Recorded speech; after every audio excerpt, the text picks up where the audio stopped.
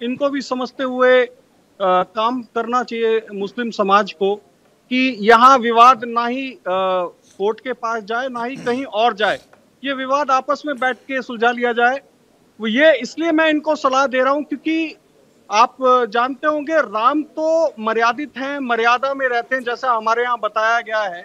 मर्यादा पुरुषोत्तम भगवान श्री राम है, लेकिन देखा गया है शिव जी मर्यादा में नहीं रहते, और कृष्ण को भी देखा गया है कि उनको भी किसी मर्यादा में नहीं रहते हुए देखा गया, वो मर्यादा तोड़ते हैं। तो वही चीज है कि अगर ये चीजें सामने आ रही हैं और कहीं ना कहीं आज आप देख भी रहे होंगे पूरा हिंदू समाज मजबूत भी हो चुका है।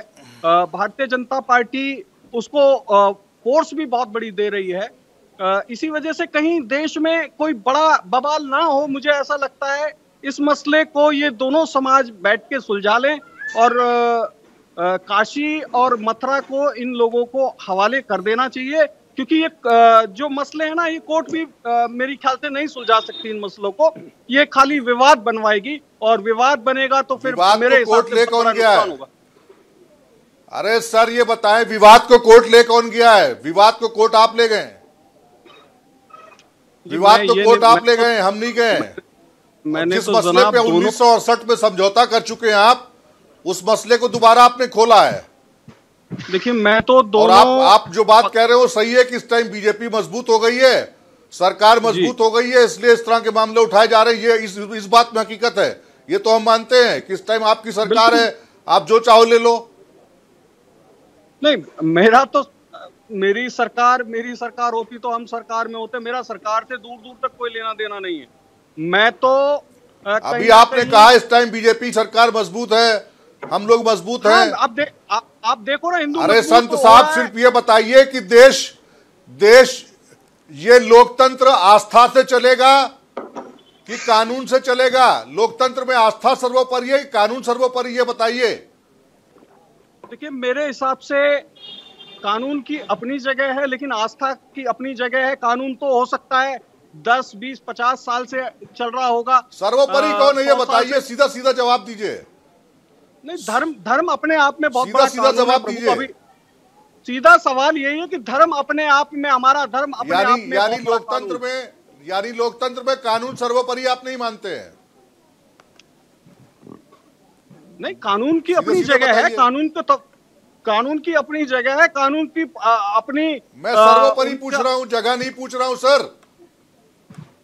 क्या पूछ रहे हैं संत साहब? मैं जगह नहीं पूछ रहा हूं, सर्वोपरि क्या है वो बताइए। नहीं, सर्वोपरि तो हमारे लिए धर्म है प्रभु, हमारे लिए धर्म है, कानून नहीं, यानी कानून को आप नहीं मानते हैं? नहीं, कानून को मानते हैं, सर्वोपरि की बात करें।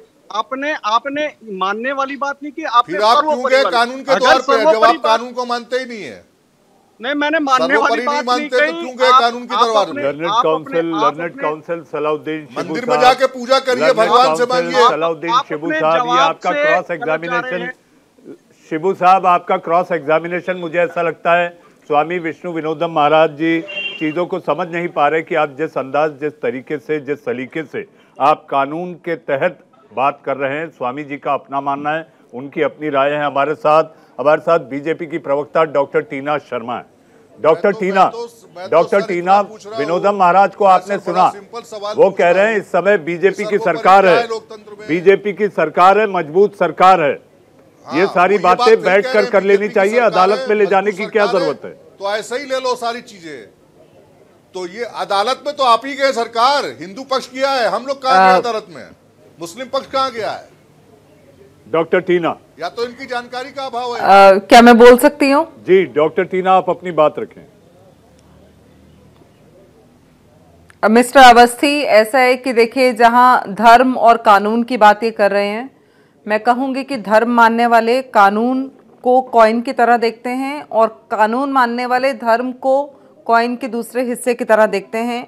अगर ये दोनों लोग अलग अलग कॉन्टेक्स्ट में दोनों चीज़ों को ले रहे हैं तो शायद कहीं ना कहीं ये ह्यूमन एंगल को मिस आउट कर रहे हैं, पहली बात।